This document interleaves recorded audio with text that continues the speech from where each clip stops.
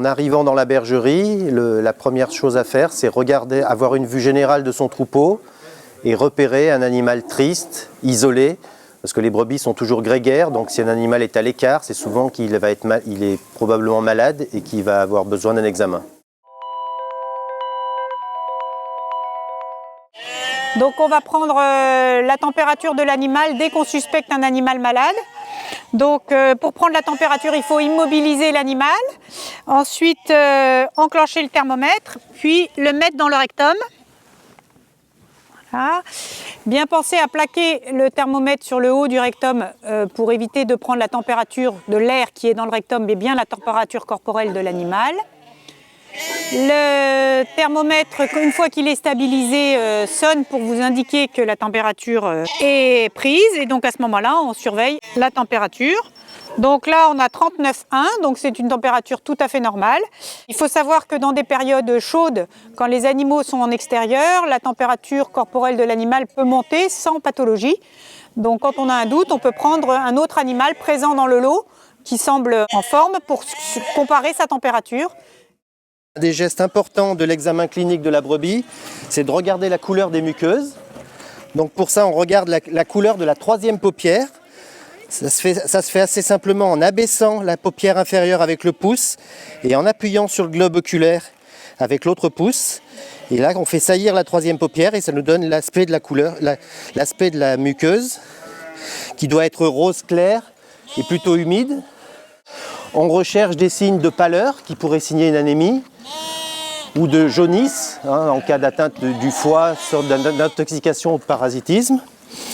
Ou enfin, une muqueuse rouge très foncée ou violette peut signer une intoxication ou une infection grave. Donc là, on va regarder au niveau du nez qu'il n'y ait pas d'écoulement que ce soit clair ou purulent ou avec du sang, qu'il n'y ait pas de croûte non plus autour de la bouche. Puis après, on va regarder à l'intérieur de la bouche qu'il n'y ait pas de lésion dans la bouche et la langue qui est bien claire, bien normale. Il y a deux aspects, les incisives qui sont très importantes pour l'appréhension de l'alimentation et ensuite les molaires qui sont, elles, déterminantes dans la rumination notamment.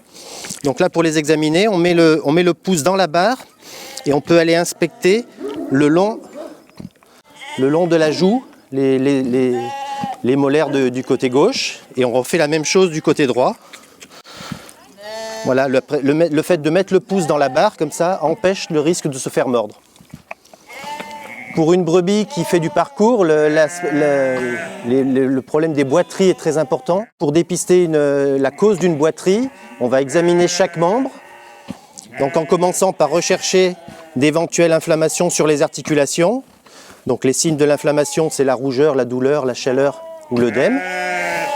Et si on ne trouve rien donc, au niveau des articulations, on va inspecter de façon soignée le sabot en recherchant une irritation entre les doigts, une infection éventuelle, un décollement de la corne. Également, ce qui peut aussi nous indiquer une infection comme le piétin, c'est l'odeur qui est assez caractéristique, une odeur de putréfaction assez caractéristique. Donc là, ce qu'on va faire, c'est qu'on va inspecter la mamelle pour s'assurer qu'il n'y ait pas de lésion. Donc aussi bien à l'extrémité du crayon des deux côtés.